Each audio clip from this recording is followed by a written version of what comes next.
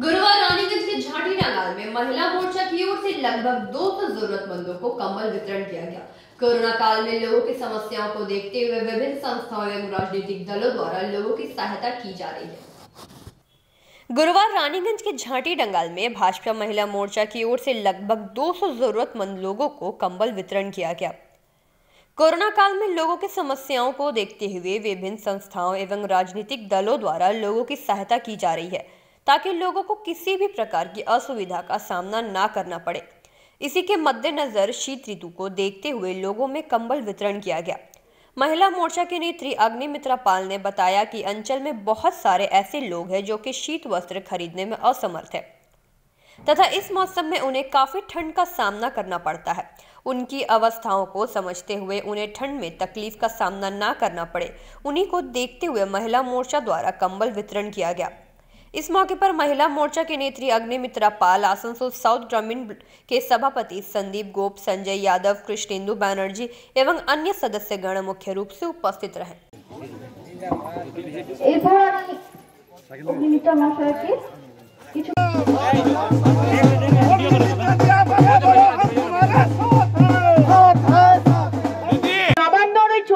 যিনি বসে আছেন উনি চেয়ার থেকে পড়ে যান, এই আওয়াজটা শুনে, ঠিক আছে?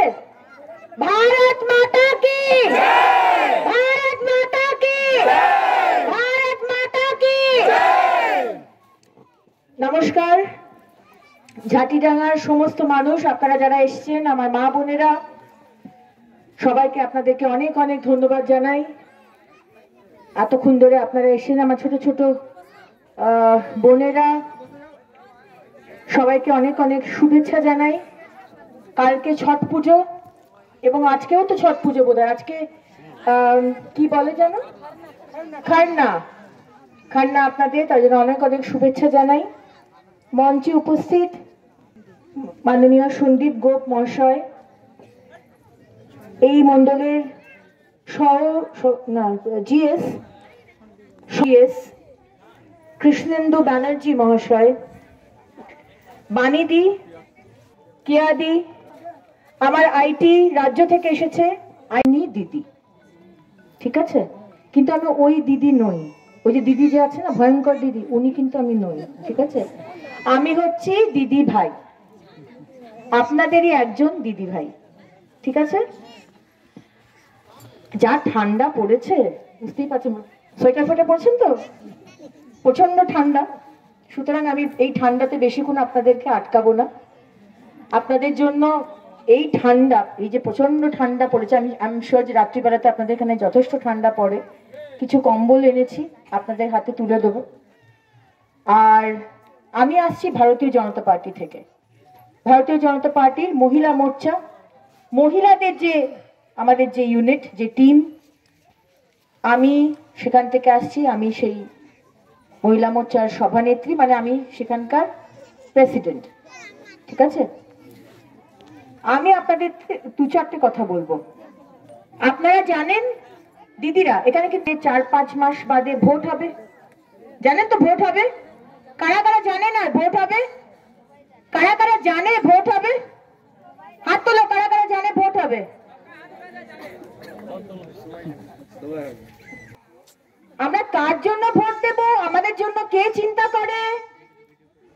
কে চিন্তা করে? কে চিন্তা করে? আরো জোরে গলাটা কি? আমাদের জন্য কে চিন্তা করে? মোদিজি চিন্তা করে, শুধু মোদিজি চিন্তা করেন, ঠিক আছে? আমাদের জন্য মোদিজি চিন্তা করেন, আমাদের মতো মহিলাদের জন্য মোদিজি চিন্তা করেন।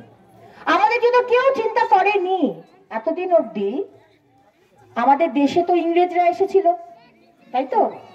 আমরা তখন আমাদের তখন স্বাধীনতা আমরা পাইনি।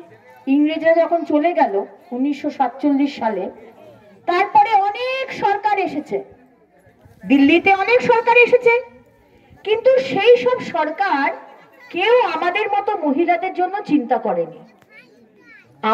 আপনাদের এখানে বাথরুম আছে, শৌচালয়? কাদের কাদের বাথরুম আছে বাড়িতে? কারণ নেই, ম্যাক্সিমাম নেই, আপনার আছে। আজকে বর্ষাকালে সকাল থেকে সারা রাত ধরে বৃষ্টি পড়ছে, সাপ খোপ বেরোচ্ছে, বিছে বেরোচ্ছে, সাপের কামড়ে হচ্ছে মাঠে সকালবেলায়। এই কষ্টটা তো আমি মহিলা হয়ে বুঝি। মোদিজি কিন্তু এইটা বুঝতে পেরেছেন এবং মোদিজি আমাদের সবার জন্য বাথরুমের ব্যবস্থা করে দিয়েছেন।